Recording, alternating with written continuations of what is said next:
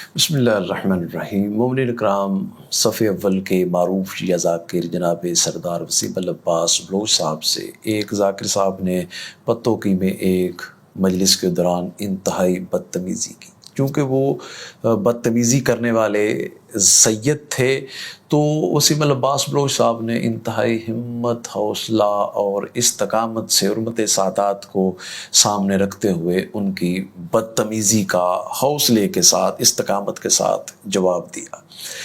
اب چونکہ ایک دو دن پہلے ہی ایک سوشل میڈیا پہ اور پبلک میں وسیم العباس بلوچ صاحب کے حوالے سے ایک مخالفت جاری تھی، تو شاید ذاکر صاحب نے موقع کو اچھا جانتے ہوئے، غنیمت جانتے ہوئے کہ اس سے ان کو شہرت مل جائے، بڑے جذباتی ہو کے بڑے قرآن مجید کی وہ تفسیر، بیان اور حمایت کر رہے تھے۔ ابھی میں بتاتا ہوں کہ انہوں نے کیا قرآن مجید کی نفی کی ہے۔ لیکن ایک لوبی ہے جو کہ مسلسل کافی عرصے سے وسیم العباس بلوچ صاحب کو گرانے کی کوشش کر رہی ہے، ان سے جو اللہ تعالیٰ نے عزت دی ہوئی ہے چھیننے کی کوشش کر رہی ہے۔ عز من تشاء و تذل من تشاء بیدک الخیر، یہ عزت اور ذلت اللہ کے ہاتھ میں ہے۔ اللہ تعالیٰ سے لڑیں، کبھی کوئی ایک ذاکر اس کے مقابلے میں لے آتے ہیں، ہوا بھرتے ہیں، وہ گر جاتا ہے، پھر دوسرا لاتے ہیں، وہ ہوا بھرتے ہیں، گر جاتا ہے، پھر تیسرا لاتے ہیں۔ یہ اللہ تعالیٰ عزت عطا کرنے والا ہوتا ہے۔ اس لیے معروف شیعہ خطیب جناب علی ناصر الحسینی صاحب نے قرآن مجید کی آیات کی روشنی میں وسیم العباس بلوچ صاحب کے موقف کی تائید کی ہے۔ اچھا، یہ سورہ الغاشیہ 21 اور 22 نمبر آیہ مجیدہ ہے، اور سورہ شورى 48 نمبر آیہ مجیدہ۔ اے میرے حبیب، تم دروغہ نہیں لگے ہوئے، تمہارا کام ہمارا پیغام پہنچا دینا ہے، تم ان پہ نگہبان نہیں ہو، تم محافظ نہیں ہو۔ تو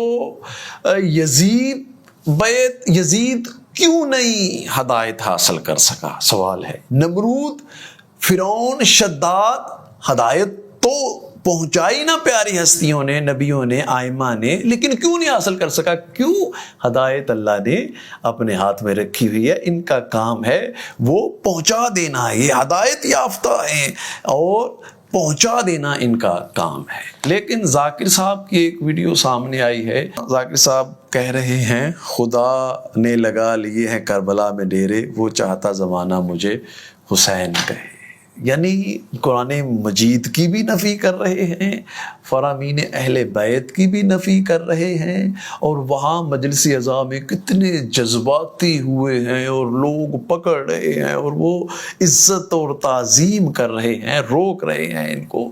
مومنین کرام، ہم نے طے کرنا ہے کہ ہم کہیں جی ہمارا عقیدہ ہے، ہم یہ اللہ کے بارے میں یہ کہتے ہیں، یہ ایسے ہے، تو پھر ہمیں اعلان کر دینا چاہیے نا، ہم نصیری ہیں، ہمارا شیعہ سے تعلق نہیں ہے، ہمارا عقیدہ یہ ہے۔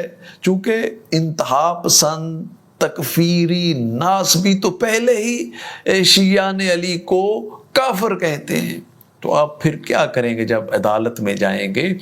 اس لیے میری گزارش ہے ایسے صاحب حضرات سے جو اثر رکھتے ہیں، اکابرین ملت جعفریہ سے، کہ یہ جو مشن حسین علیہ السلام کو خراب کرنے کی کوشش ہے، کیونکہ جو مشن حسین علیہ السلام کو نقصان پہنچانے کی کوشش کرے گا وہ اپنے آپ کو نقصان پہنچائے گا۔ کیوں؟